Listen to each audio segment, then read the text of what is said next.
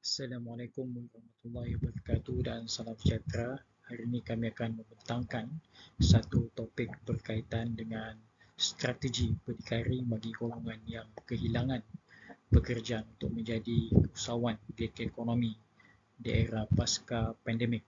Saya Syarul Nizam bin Salam bersama dengan ahli saya yang lain, Jasman Bandar, Sudin Lada, Abdul Said Ambutang, Ghazali Sulaiman, Mazdi Mustafa. Kami masing-masing daripada Pusat Penataran Ilmu dan Bahasa, Kampus Santara Bangsa Labuan, Universiti Malaysia Sabah, Kota Kinabalu, Institut Aminuddin Baki Cawangan Sabah dan juga daripada Universiti Melaka. Ini adalah ahli-ahli kami yang terdiri daripada pelbagai latar belakang dan juga kepakaran.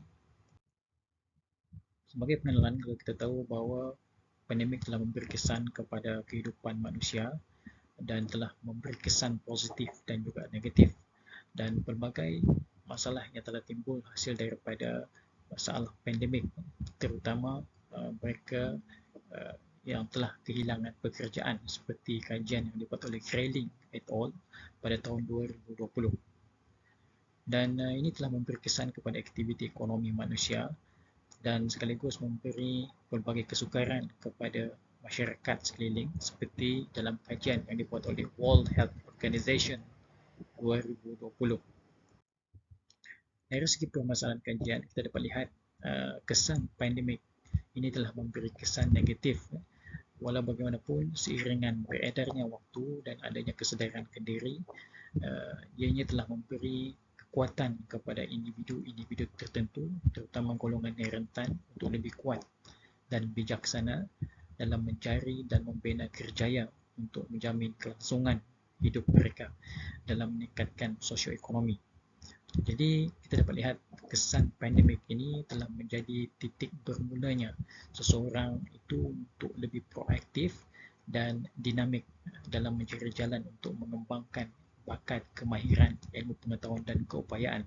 Sekaligus mereka mencari jalan penyelesaian untuk menyelesaikan masalah kewangan dalam kehidupan mereka.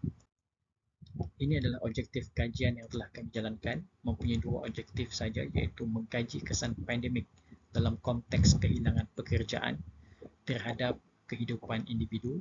Kedua, mengkaji jenis-jenis pekerjaan yang dilakukan sebagai strategi berdikari untuk meneruskan bagi individu yang kehilangan pekerjaan. Kajian-kajian lepas, kalau kita dapat tahu, seperti kajian dalam Smith et al. Pada 2020, pandemik telah mengubah landscape kehidupan manusia dan juga memberi perubahan norma baru kepada masyarakat. Dan dalam kajian Ummu Maisarah et al. Zhang Ma, pandemik juga telah memberi perubahan emosi kepada masyarakat dan memberi kesan kepada faktor belenggu pemikiran yang disebabkan oleh masalah kebuntuan semasa menghadapi pandemik. Dalam kajian Khadijah Osman pada tahun 2021, ianya telah memberi kekangan dan ujian kepada masyarakat setempat dan sekaligus telah memberi kebimbangan dan peraturan berkenaan dengan SOP pandemik yang harus dilalui oleh masyarakat. Ini adalah kerangka teori kajian yang telah kami jalankan, adaptasi daripada teori Maslow. Kita dapat lihat dengan adanya pandemik ini, sudah tentu keperluan yang sangat terdesak untuk masyarakat, terutama pada golongan rentan, adalah dari segi faktor makanan, perlindungan dan tempat tinggal.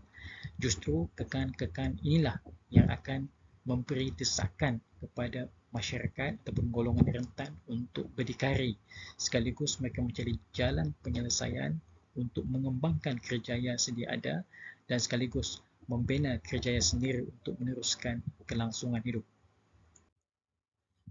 Daripada teori keperluan Maslow ini, kita dapat lihat ianya hanya menggunakan 3 dimensi saja dalam konteks aspek makanan, perlindungan dan tempat tinggal.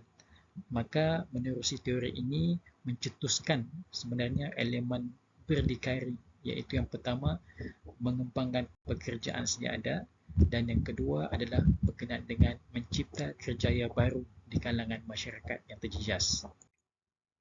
Dari segi metodologi kajian, reka bentuk kajian ini adalah secara kualitatif dengan menggunakan pendekatan kajian secara kajian kes. Pemilihan kajian pendekatan kajian kes sebenarnya adalah untuk mengetahui, meneroka, menggali secara mendalam bagaimana golongan yang telah diberhentikan bekerja ini dapat melakukan survival untuk melakukan suatu pekerjaan demi kelangsungan hidup mereka.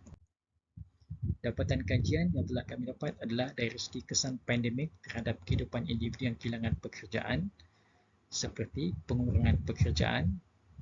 Kedua, pengalaman buruk dari segi masalah ketakutan dalam menghadapi situasi. Ketiga, fikiran buntu, kegagalan dalam menyelesaikan masalah diri, keluarga, masalah perubahan emosi tidak stabil, iaitu sering merasa tidak tenang. Dan seterusnya, dapatan berkenaan dengan jenis-jenis pekerjaan yang dilakukan sebagai strategi berdikari adalah seperti yang pertama, bekerja dalam sektor perkhidmatan atas talian, iaitu pengantar makanan seperti GrabFood, Panda, Rana dan lain-lain. Bekerja dalam sektor perniagaan sendiri, iaitu perniagaan secara kecil-kecilan dan memasarkan jualan mereka secara atas talian, dan berniaga secara COD, pengantaran secara tunai. Dan yang akhir sekali adalah bekerja dalam perniagaan secara digital, iaitu platform Shopee dengan menjalankan perniagaan dengan mendapat komisen daripada syarikat yang mereka bantu untuk pasarkan produk mereka. Dari segi kesimpulan, kita dapat lihat bahawa pandemik memberi pelbagai kesan kepada kehidupan masyarakat pada hari ini dan sekaligus memberi kesan negatif. Walau bagaimanapun, dapat disimpulkan bahawa kesan positif iaitu kewujudan semangat berdikari sehingga tercipta pelbagai jenis pekerjaan iaitu gig ekonomi disebabkan adanya motivasi dalam diri seseorang individu itu untuk memajukan diri, untuk keluar mencari jalan penyelesaian dengan memanfaatkan persekitaran, untuk mencipta kerjaya bagi membantu kelangsungan hidup, dan ini sekaligus membawa maksud kehilangan pekerja semasa pandemik tidak menghalang mereka untuk terus bekerjaya. Dan itu sajalah daripada kumpulan kami membentangkan hasil kajian yang telah kami jalankan untuk persidangan ataupun konferensi ini. Sekian, saya akhiri, wabillahi taufiq wal hidayah. Wassalamualaikum warahmatullahi wabarakatuh.